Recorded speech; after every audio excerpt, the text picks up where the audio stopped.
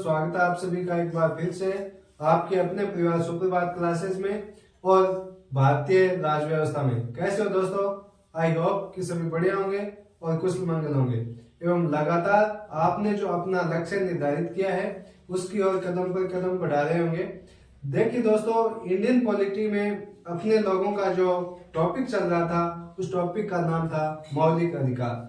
और मौलिक अधिकारों में अपन लोगों ने समानता का जो अधिकार है वो पढ़ चुके हैं और आज अपन जिस अधिकार के बारे में जानने वाले हैं उस अधिकार का नाम क्या है?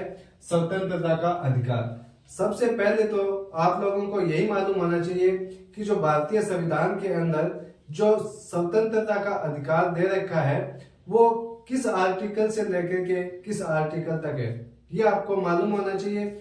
और फिर उससे संबंधित जो विस्तार से उसके बारे में समानताएं स्वतंत्रताएं दी रखी है उनके बारे में आप लोगों को मालूम होना चाहिए। देखिए दोस्तों, अपन बात करें स्वतंत्रता के अधिकार के बारे में तो सबसे पहले तो आप लोगों को ध्यान में ये रखना है कि स्वतंत्रता का जो अधिकार है वो कहां तक है, किस अनुच्छेद से लेकर के किस अनुच्छेद तक है। तो अनुच्छेद 19 से लेकर के और अनुच्छेद 22 तक क्या दे रखा है दोस्तों? स्वतंत्रता का अधिकार दे रखा है, ठीक है ना। अब अपन बात करते हैं कि जो अनुच्छेद 19 है, अनुच्छेद 19 में 6 प्रकार की स्वतंत्रताएं दे रखी है दोस्तों। कितने प्रकार की? 6 प्रकार की 191 में, ठीक है ना। अनुच्छेद 191 में 6 प्रकार की स्वतंत्रताएं दे रखी है। कौन कौन सी? तो सबसे पहले कौन सी स्वतंत्रता है? भाषण एवं अभिव्यक्ति की स्वतंत्रता। कौन सी है? भाषण एवं अभिव्यक्ति की स्वतंत्रता। तो पहले आप उसको लिख लीजिए। 1 नंबर स्वतंत्रता कौन सी है? इसमें लिखिए आप कि अनुच्छेद 191 में 6 प्रकार की स्वतंत्रता का उल्लेख है।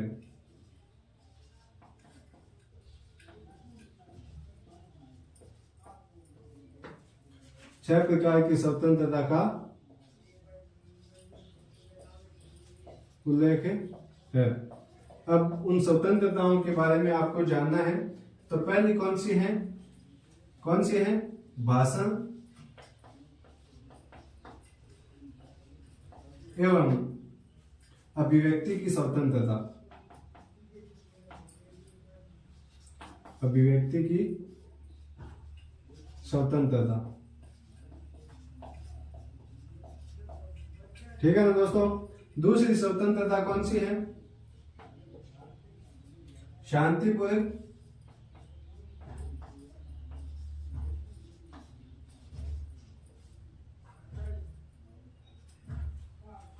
एवं बिना हथियारों के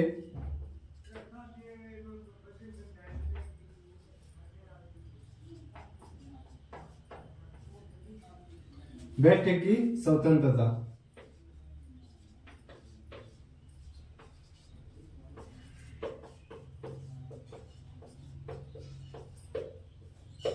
ठीक है ना दोस्तों। जो 3 नंबर स्वतंत्रता है वो कौन सी है? कौन सी है दोस्तों?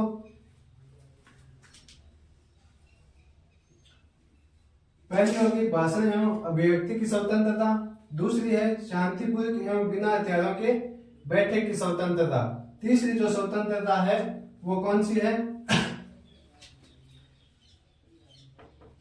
रहने या फिर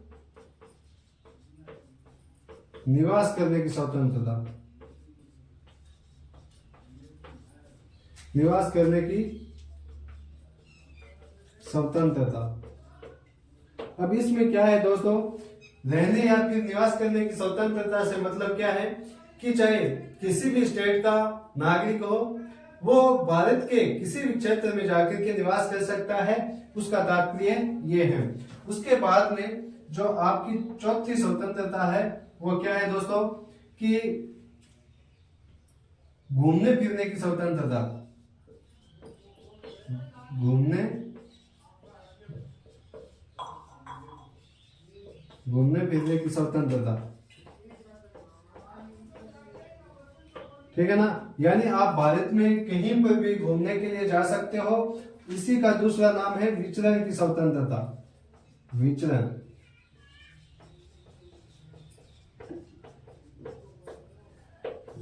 विचरण की स्वतंत्रता। उसके बाद में आपको ध्यान में रखना है, पांचवी स्वतंत्रता कौन सी है कि आप संगठन बना सकते हो, संघ या संगठन बना सकते हो, आप पर कोई भी पाबंदी नहीं लगा सकता। तो पांचवी जो स्वतंत्रता है वो कौन सी है? संघ या फिर संगठन, संगठन बनाने की स्वतंत्रता, ठीक है ना दोस्तों।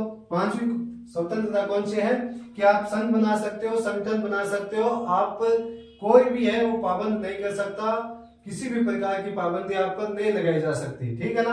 अब जो छठी स्वतंत्रता है ना, वो उसमें फिलहाल कुछ भी नहीं लिखा हुआ है, वो रिक्त है। रिक्त क्यों है इसकी भी अपन लोग बात करेंगे, और उसमें पहले था क्या उसकी भी अपन बात करेंगे।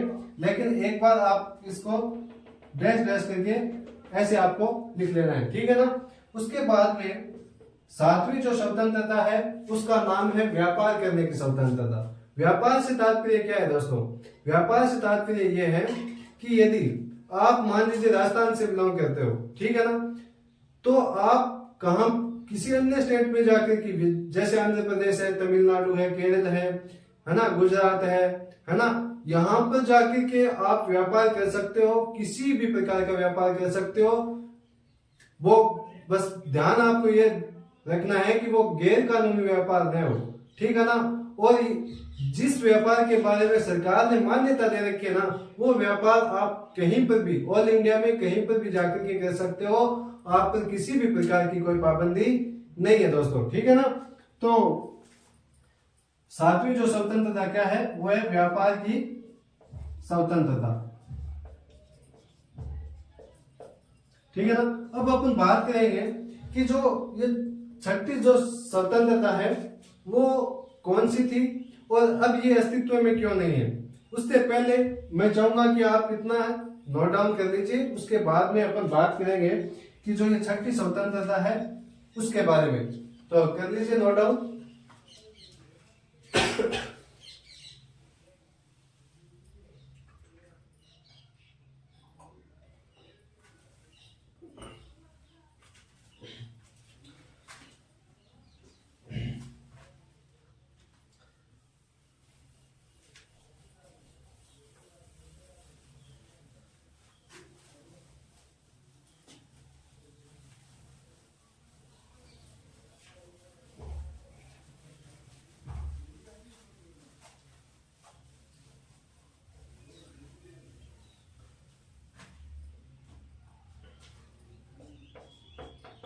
देखिए दोस्तों, जब मूल संविधान था ना, जब मूल संविधान लागू हुआ उस समय संविधान के अंदर जो ये आर्टिकल 191 है इसमें 7 स्वतंत्रताएं थी। कितनी थी?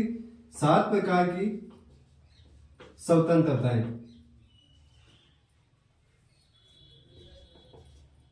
स्वतंत्रताएं, ठीक है ना। लेकिन वर्तमान में कितनी है कि सर वर्तमान में तो 6 प्रकार की है ओनली। कितने प्रकार की है? 6 प्रकार की। एक कौन सी रिक्त हुई कि सर 6 नंबर पे एक थी, कौन सी कि संपत्ति का, जो संपत्ति की स्वतंत्रता थी था ना, उसको क्या कर दिया दोस्तों? समाप्त कर दिया। क्या कर दिया? समाप्त कर दिया। वो स्थान है ना वो एज इट इज है, जैसे ये दे रखा है ए बी सी और डी, ई एफ और जी। अब देखिए एफ है ना वो एज इट इज है, ऐसे डैश में है, और यहाँ पे जो मैंने स्वतंत्रता दिखाई है आप लोगों को वो है। तो स्थान तो एज इट इज है, लेकिन उसको समाप्त कर दिया गया है। किसको? संपत्ति की स्वतंत्रता को, ठीक है ना। वो समाप्त कब किया गया? तो 44वें संविधान संशोधन द्वारा, 44वें संविधान संशोधन द्वारा, ठीक है ना।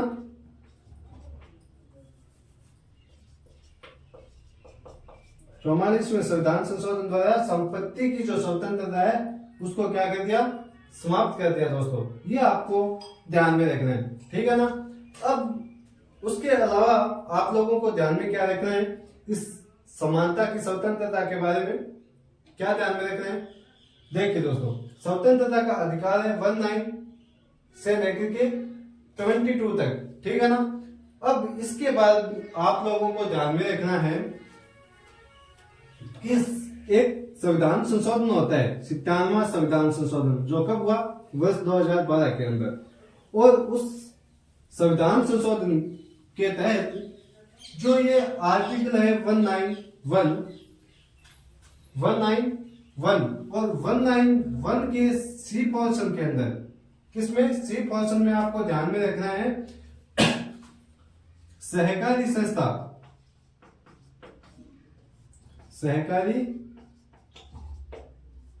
जैसी स्वतंत्रता का अस्तित्व में आई। सहकारी संस्था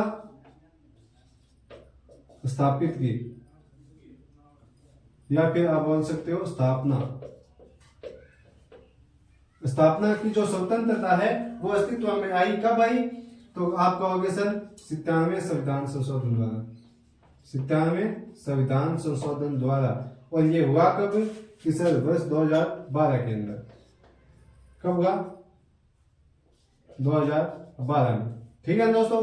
उसके अलावा आप लोगों को आगे क्या ध्यान में रखना है, आप कहोगे कि सर भाषण एवं अभिव्यक्ति की जो स्वतंत्रता है उसका उल्लेख तो भारतीय संविधान की प्रस्तावना में भी किया गया है। जी बिल्कुल किया गया, आप सही बोल रहे हो, तो आप वह भी लिख लीजिए। और ये चीज आपको नोट लगा के लिखनी है, ठीक है ना, क्योंकि ये बातें ध्यान में कम रहती है, तो आप इसको भी नोट डाउन लगा के लिखेंगे। क्या लिखेंगे कि भाषण एवं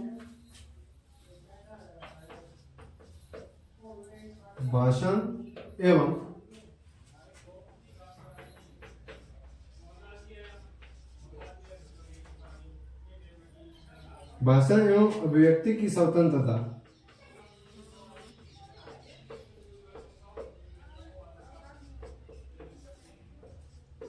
का उल्लेख कहां पे दोस्तों, उल्लेख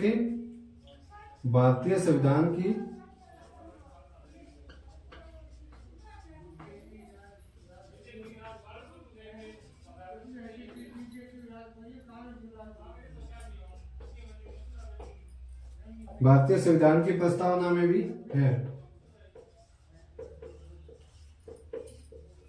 ठीक है ना दोस्तों।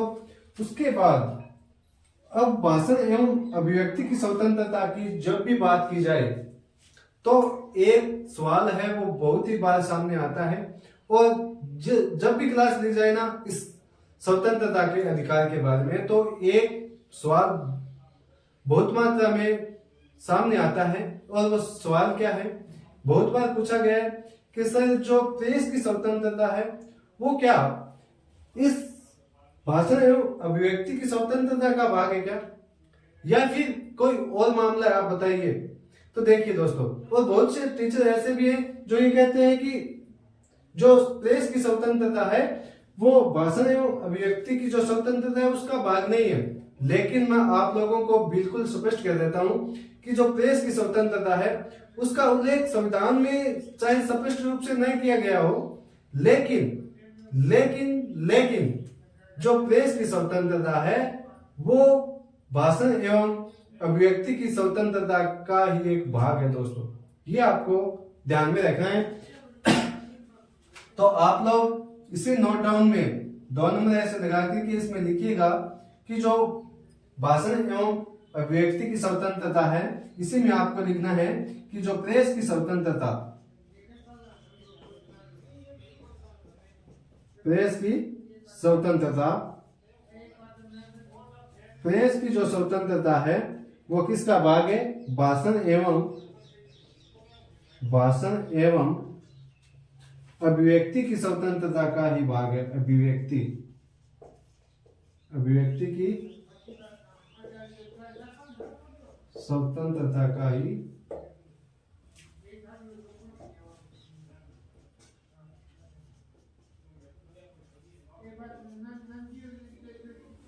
भाषण एवं अभिव्यक्ति की स्वतंत्रता का ही भाग है। ठीक है ना दोस्तों। अब एक बात और आप लोगों को ध्यान में रखनी है, वो क्या रखनी है सर? देखिए कि जो ये भाषण एवं अभिव्यक्ति की स्वतंत्रता है उसका भाग ही क्या है? प्रेस की स्वतंत्रता। ठीक है, तो क्या सर इस प्रेस की स्वतंत्रता को लेकर के संविधान सभा में कोई सवाल नहीं उठा गया कि इसको भारतीय संविधान में इसका उल्लेख करना चाहिए? देखिए दोस्तों, बिल्कुल आप सही बोल रहे हो, और ऐसा कोई भी मुद्दा नहीं है जिस पर संविधान सभा में बहस नहीं की गई हो। और प्रेस की स्वतंत्रता को लेकर भी संविधान सभा में बहस की गई थी। किसने की? कि सेठ दामोदर और संविधान सभा के सदस्य थे प्रोफेसर केटी शाह। कौन? प्रोफेसर केटी शाह। इन दोनों ने संविधान सभा के अंदर इस प्रेस की स्वतंत्रता को संविधान में उल्लेखित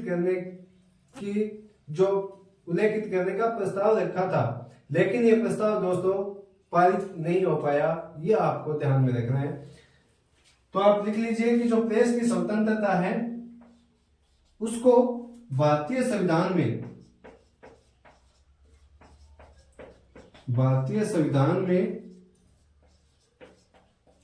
उल्लेखित करने के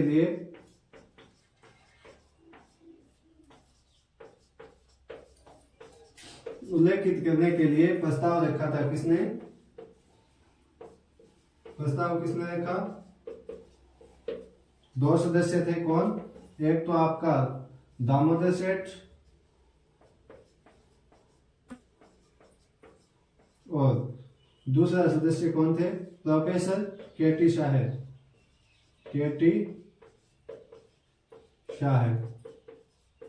लेकिन यह प्रस्ताव क्या हुआ दोस्तों? पारित नहीं हो पाया। ये आपको ध्यान में रखना है। ठीक है ना। ये जो प्रस्ताव रखा गया था प्रेस की स्वतंत्रता को लेकर कि इसको भारतीय संविधान में उल्लेखित किया जाना चाहिए, लेकिन ये जो प्रस्ताव है वो पारित नहीं हो पाया दोस्तों। ये आपको ध्यान में रखना है। अब एक बार आप इसको नोट डाउन कर लीजिए, उसके बाद में अपन चलते हैं आगे। कर लीजिए नोट डाउन। क्या ध्यान में रखना है कि जो उम्मीदवारों की जो पृष्ठभूमि होती है ना, उम्मीदवारों की पृष्ठभूमि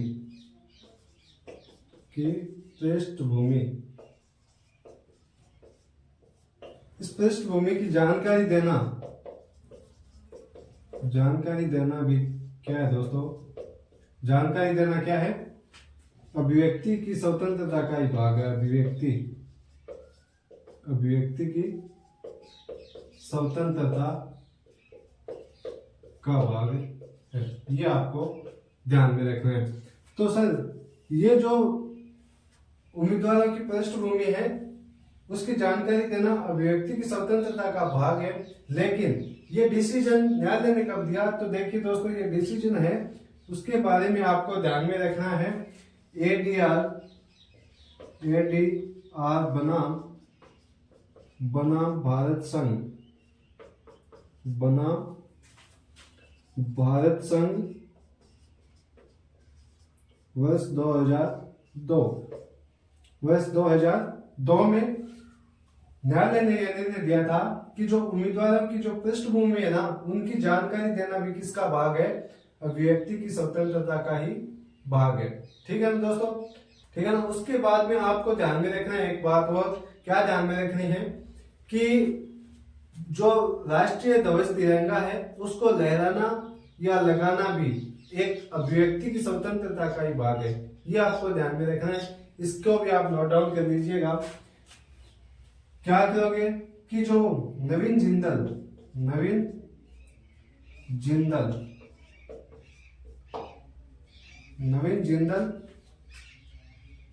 बनाम भारत संघ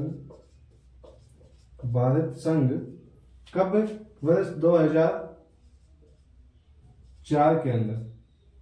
ठीक है ना। वर्ष 2004 के अंदर न्यायालय ने क्या डिसीजन दिया? न्यायालय ने डिसीजन दिया कि जो राष्ट्रीय ध्वज आप लगाते हो, क्या लगाते हो? राष्ट्रीय ध्वज, उसको लगाना बोल सकते हो आप या फहराना बोल सकते हो, कोई दिक्कत नहीं है। लगाना या फिर फहराना किसका भाग है? किसका भाग है दोस्तों? ये किसका भाग है? अभिव्यक्ति की स्वतंत्रता का ही भाग है। अभिव्यक्ति की स्वतंत्रता का भाग है। ठीक है ना? ओके। कि जो राष्ट्रीय ध्वज है तिरंगा, उसको लगाना या फिर फहराना, दोनों ही क्या है? अभिव्यक्ति की स्वतंत्रता का भाग है। ये आपको ध्यान में रखना है। उसके बाद में आपको ध्यान में क्या रखना है? PUCL, People's Union of Civil Liberties. ठीक है ना? उसके बारे में भी आपको ध्यान में रखना है। ये मुद्दा क्या है, इनकी भी अपन बात करेंगे। एक बार आप इसको नोट डाउन कर लीजिए। ठीक है ना? मैं साइड में हो जाता हूं, कर लीजिए नोट डाउन। उसके बाद आगे चलते हैं।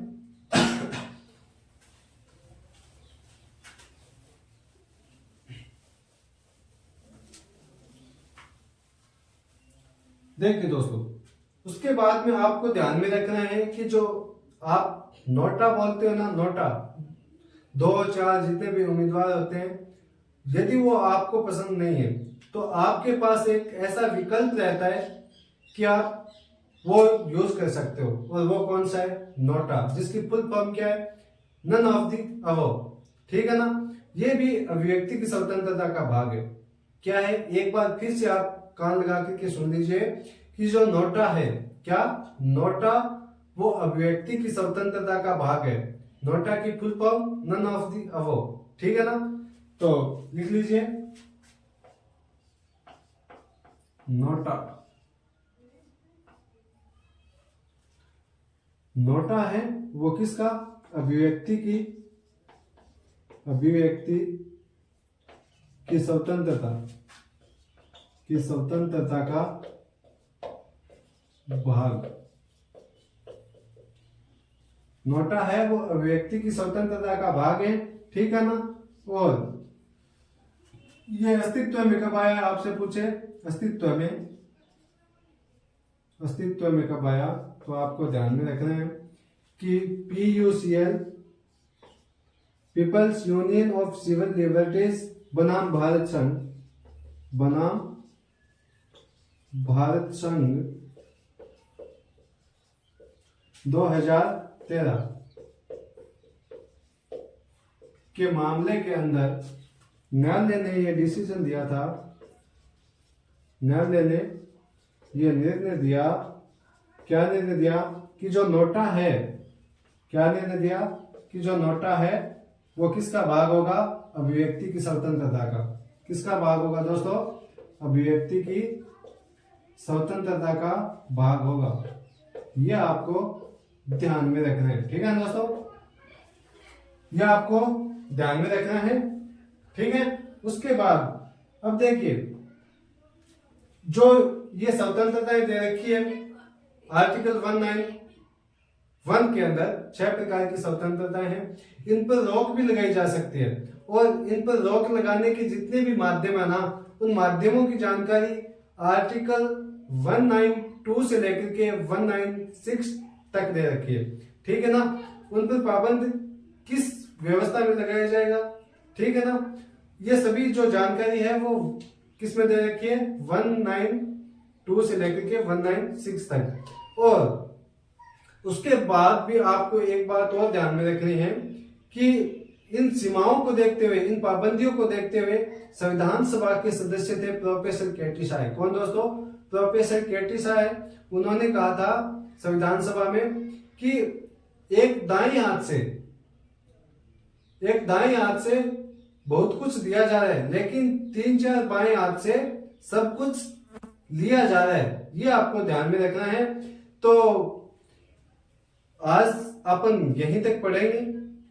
बाकी जो बातें हैं वो अपन करेंगे अगले व्याख्यान में। जुड़े रहेंगे चैनल के साथ, चैनल को सब्सक्राइब करेंगे। Thank you very much and I wish you all the best. Thank you.